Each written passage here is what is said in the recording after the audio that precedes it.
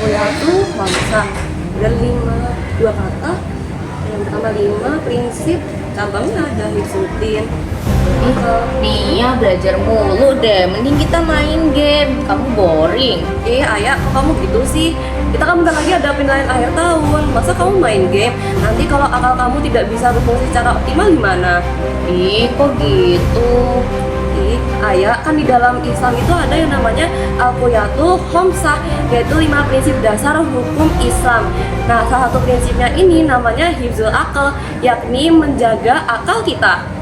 Kenapa sih harus dijaga? Dari dulu kita juga udah punya kok. Nah, teman-teman penasaran gak sih apa yang dimaksud dengan hifzul akal dan mengapa sih kita perlu untuk mengimplementasikannya dalam kehidupan sehari-hari? Assalamualaikum warahmatullahi wabarakatuh. Perkenalkan, nama saya Afla Madin Fasiriantono, nomor presensi 1. Saya Mariza Taunia, nomor presensi 15. Saya Nima Syah Prasetyo, nomor presensi 24. Kami dari kelompok 6 kelas 10-12 SMA Negeri 3 Semarang.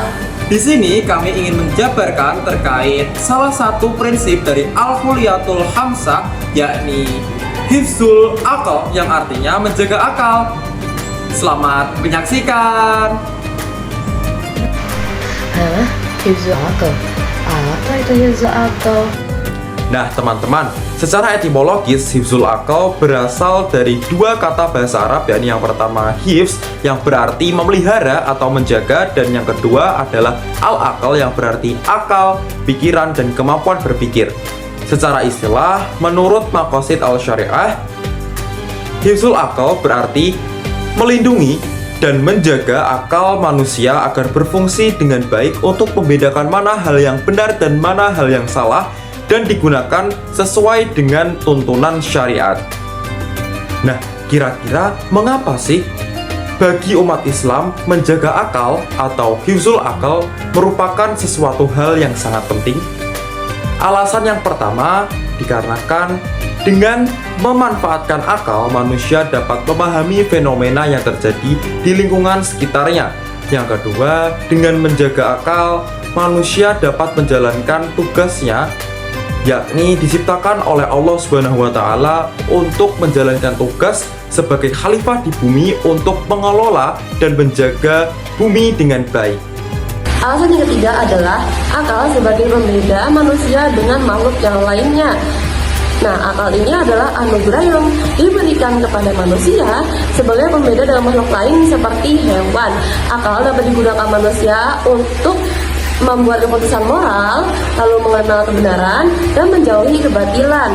Dalam Islam, akal menjadi dasar kemuliaan dari seorang manusia, sehingga membuatnya pantas menjadi khalifah di bumi ini.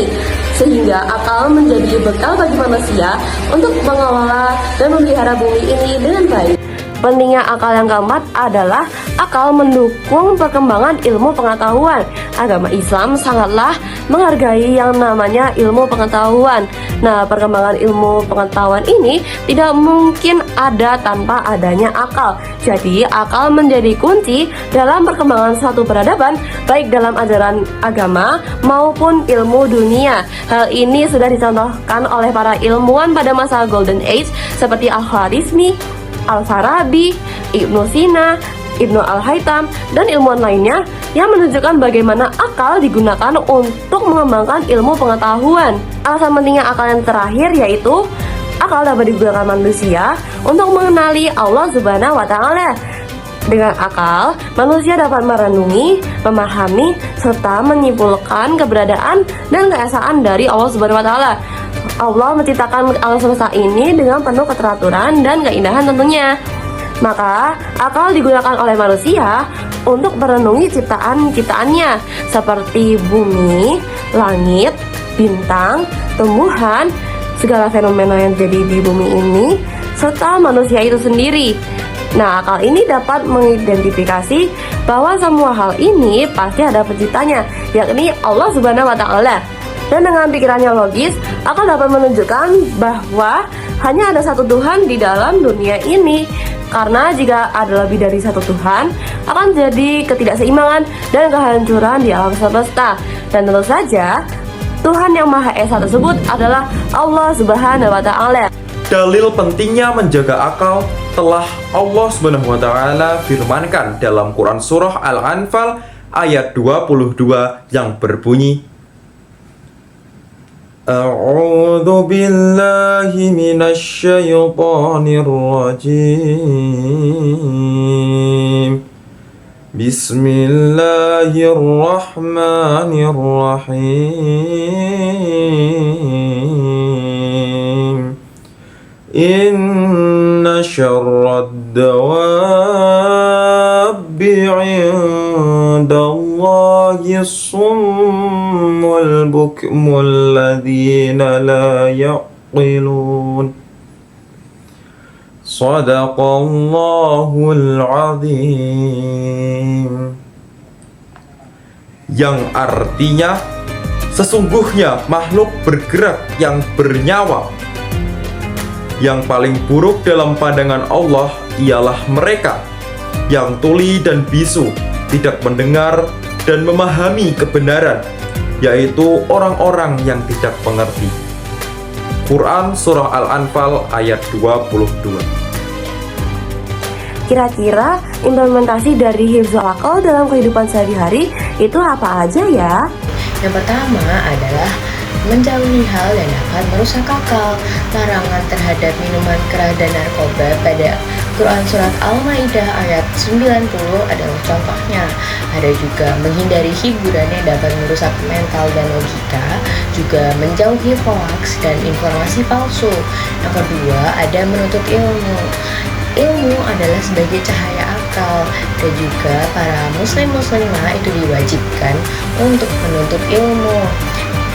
Meningkatkan literasi, kritis, dan etika intelektual juga termasuk dalam menuntut ilmu ini. Yang ketiga adalah berkonsultasi dan bermusyawarah. Berkonsultasi dan bermusyawarah ini melatih akal dan pengambilan keputusan secara kritis. Dan yang keempat adalah menjaga kesehatan mental dan emosi, karena di dalam mental yang sehat pasti ada emosi yang stabil. Kita harus menjaga kestabilan emosi supaya kestabilan mental kita tetap terjaga. Tantangan dalam menjaga akal di era modern. Yang pertama adalah banjir informasi digital dan disinformasi. Dalam dunia yang sudah mengalami globalisasi ini, kita pasti dipenuhi dengan informasi-informasi yang mudah sekali untuk masuk. Nah, ini tidak menutup kemungkinan bahwa banyak misinformasi atau disinformasi atau hoax yang tersisip di dalamnya. Jadi kita harus hati-hati karena ini adalah tantangan. Yang kedua adalah penyalahgunaan teknologi dan media sosial. Banyak oknum-oknum yang menggunakan media sosial dan teknologi sebagai bahan untuk mereka untuk mereka membuat hoax, dan mereka membuatkan konten yang kurang pantas yang bisa merusak mental kita. Ini juga menjadi tantangan, jadi kita harus menyaring apa yang akan kita tonton dan kita harus menyaring apa yang akan kita terima.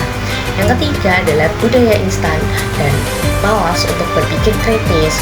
Budaya serba instan di era globalisasi ini menyebabkan pola pikir yang membuat malas untuk berpikir secara kritis, karena semuanya sudah serba instan. Pemikiran inilah yang harus kita tolak atau kita hindari, karena bukan serta-merta dengan adanya budaya serba instan yang memudahkan kita ini kita tidak harus berpikir kritis. Kita tetap harus berpikir kritis untuk menjaga kesehatan akal. Dan yang keempat adalah pola hidup hedonis dan bebas nilai. Rata-rata orang sekarang ini semakin hedon dengan era globalisasi ini, karena semuanya itu mudah sekali untuk didapat. Nah, kita walaupun semuanya sudah serba mudah dan instan, kita tetap harus memegang teguh etika dan kita harus menghindari hedonis dan bebas nilai ini, teman-teman. Setelah teman-teman selesai menyimak materi yang ada dalam video ini, Maka dapat disimpulkan bahwa hifzul akal merupakan salah satu tujuan utama dari syariat Islam. Islam sangat menghargai akal karena itu merupakan anugerah dari Allah yang menjadi dasar kehidupan manusia, seperti untuk berpikir, memahami wahyu, membedakan benar dan salah, serta bertanggung jawab atas perbuatannya. Oleh karena itu, menjaga akal berarti menjauhi segala hal yang dapat merusaknya, seperti minuman keras, narkoba, atau pikiran sesat. Dengan terjaganya akal, maka manusia dapat menjalani agama dengan benar, serta mengenal Allah dengan sadar dan rasional. Sekian yang dapat kami sampaikan. Semoga dapat bermanfaat bagi kita semuanya. Ke sekolah membawa bekal, Cakep. jangan lupa menjaga akal. Guru bahasa Jawa namanya Puasi. Cukup sekian dan terima kasih. Wabillahi taufiq wal hidayah. Wassalamualaikum warahmatullahi